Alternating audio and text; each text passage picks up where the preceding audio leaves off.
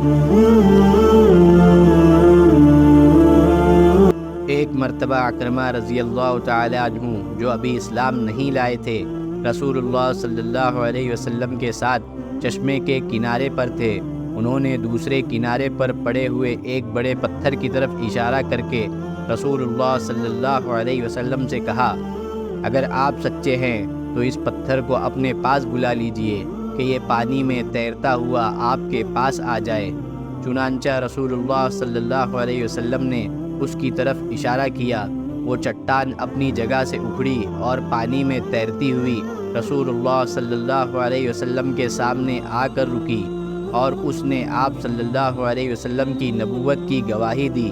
پھر آپ صلی اللہ علیہ وسلم نے حضرت عکرمہ رضی اللہ تعالیٰ عنہ سے فرمایا، تمہارے لیے اتنا ہی کافی ہونا چاہیے۔